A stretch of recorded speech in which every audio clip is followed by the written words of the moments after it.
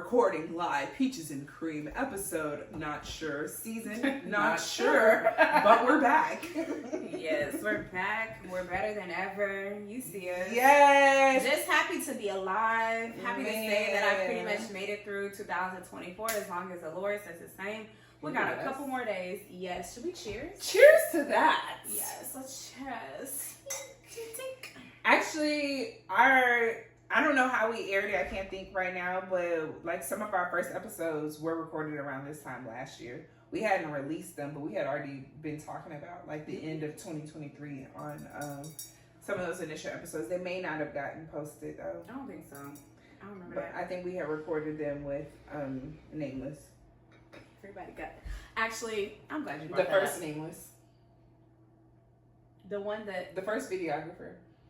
Oh, I forgot We had did something in we've had some in your videographers. studio. I forgot about that. Around this time last year. This is what I want to say I'm not the type, I think maybe going into 2023 or even 2024, I made a decision that it shouldn't have to start with a new year for me to change. So if there's something that I feel like I need to improve on, I'm not going to wait until the next year to start it, like start it today. One of the things that I really embrace for this year is if I feel like you got to get the snip, you got to go. I don't care if it's January, February, March, August, like you got to go. You're just not entering the season. So it's just funny to see like even the evolution of Peaches and Cream, because when we started, obviously this was just an idea. And then I still feel like that was God ordained. He connected us with people. Did it work out? No, because people can be seasonal.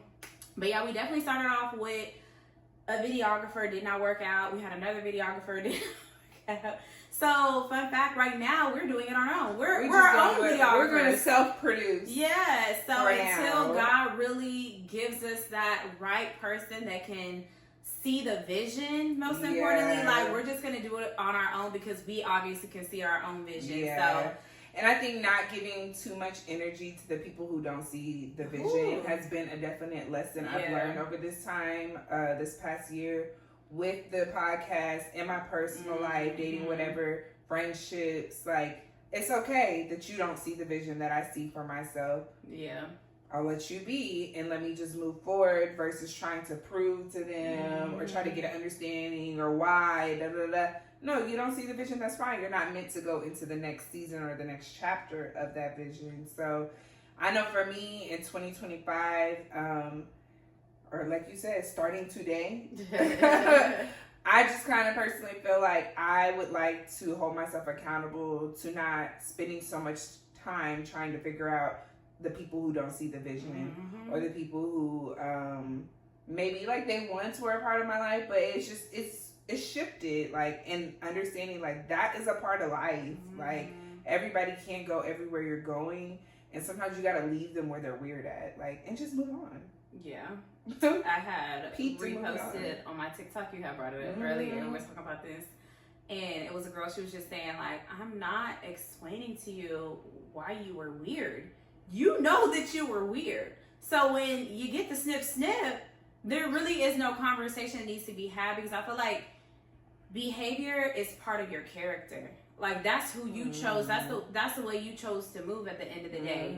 And it's one thing if somebody makes a mistake, or like me and Dom have a good enough relationship where if I do something that, you know, might offend her or whatever, I don't know what scale it could be on, but she would address me. Like, she's definitely not a yes man, and I say that in a positive way. So I would take your critique or whatever the case may be very like genuinely, like, oh, okay, like I can work on that because she knows me at my core. But I'm just like, moving forward, if you can't even speak up, you want to come around me with that weird energy, you got it, sis, brother, whatever, you got it. I'm not about to sit in here and tell you who you should be, because that's who you are. So be who you are and keep that away from me, and I'm good. Like, especially if you've already said something. Yes, it's really, especially, it's really quality to me over quantity right now. I think more than ever, like that saying, how our parents are like, oh, as you get older, your circle gets smaller. Like, I see that even the more. Everybody can't be your friend. All of them.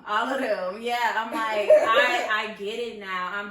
I'm not pressed to have like the big circle of friends like I used to, because and when I really reflect on that, all the people around me, did they really know me for real? Yeah, no, they don't. Like, they really don't know you, so why would you even want, just to say for a number's sake? Yeah. And I'm just out of the phase of my life where it's for validation, for numbers, for likes, whatever the case may be. Like, I just want true quality people, like in the form of my romantic partners, in the form of even my family, in the form of my friendships.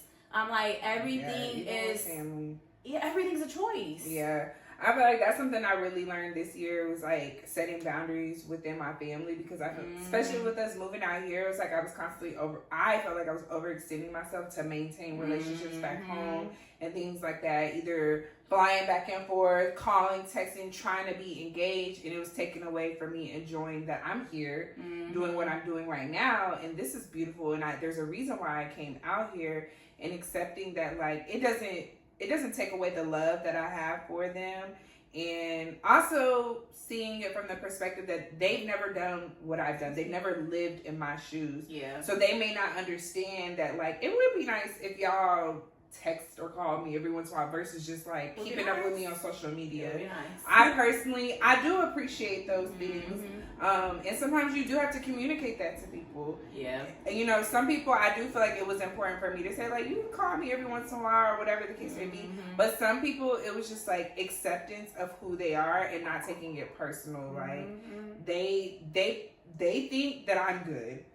And, you know, that's just how they are. You know, for them, showing love will be to show some love on Instagram. And I have to just meet them where they're at and not spend so much time trying to take that personal or trying to get a grasp of why everyone's not me, everyone's not Natalia, or, you know, the community that I do have around me, my parents and stuff like that. Most of them have experienced moving away from their family. So they do understand what I'm going through. And that's my support system. So I'm going to focus on them versus pouring so much attention into the people that don't necessarily show me the love in the way that I enjoy receiving it.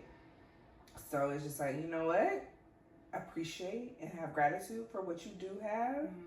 And just, you know, see it for what it is. My mom's been saying this to me, like, the past 2 months, like, meet people where they're at. Meet them where they're at. Don't, like, try to make them into something else, or they should be doing this, or they should. No. This is who they are. Accept that, and it'll give you more peace of mind versus trying to, you know, psychoanalyze it. Stress off of you. That's who they are. I think a lot of times, I know I live in my own head rent free. Like, I would literally go home and be like, dang, should I have said it like this? Especially when it comes to work, because it's so much stimulation in my job, and it's a lot of interaction. So I have a lot of conversations. So I'm like, and I put a lot of pressure on me because I'm supposed to be influencing the youth, you know? So I want to make sure that I don't say things wrong. But one thing that I try to stand on is, hey, I'm evolving too. So I might say something, and then maybe it's possible 6 months I might change my mind on that. Or actually it might be tomorrow. Like, I'm very vocal on that, because I think a lot of times, you know, when I was growing up, teachers, they were supposed to be like perfect in my eyes. Like, they didn't go out, they weren't doing this, they weren't making mistakes. So I want to let them know, like, I too am human. So it might be like, we gonna have a free day tomorrow, and then I get there tomorrow and I change my mind and we actually doing work. And then when it's hustle, it's like, I can change my mind.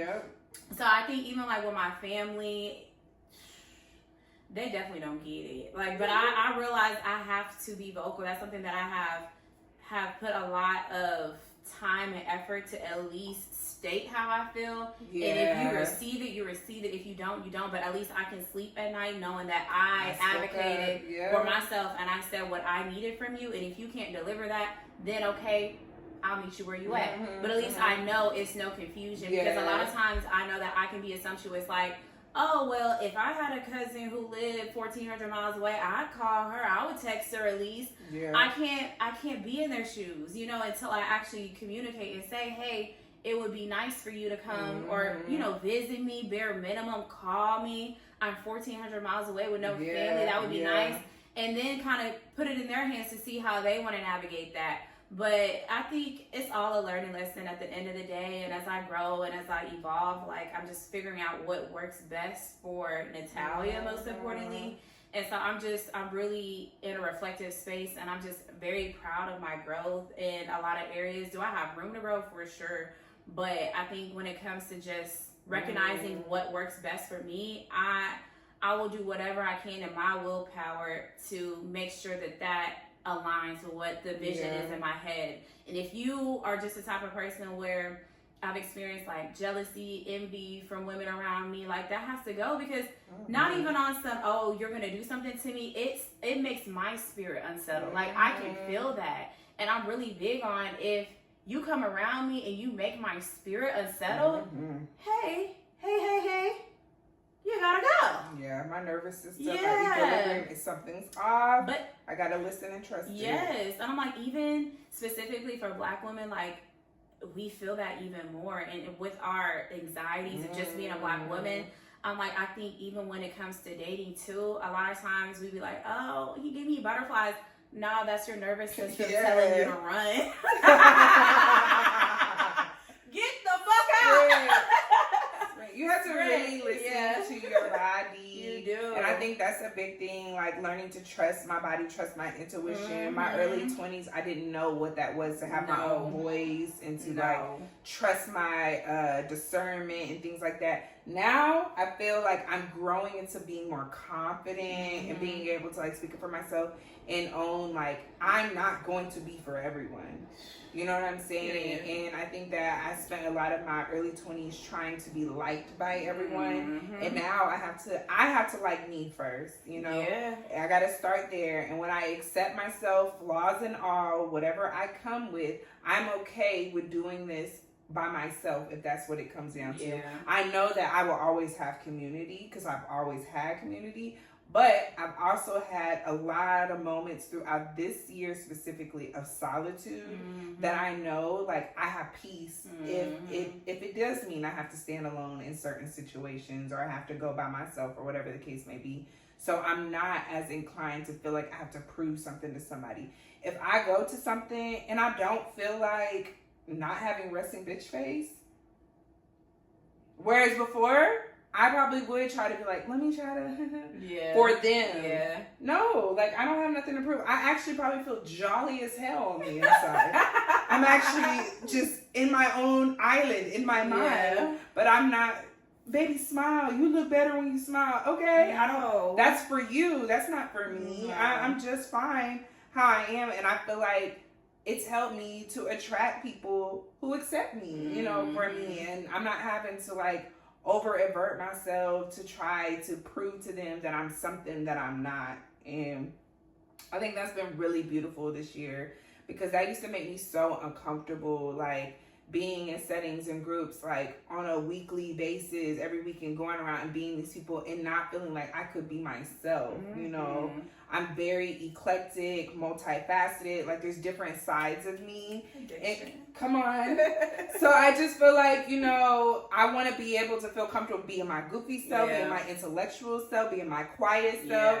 And that may not be for everybody. For some people, it may be a lot, rightfully so. But for my people, they're going to love every side of me. And that's who I need to go and be around. Period.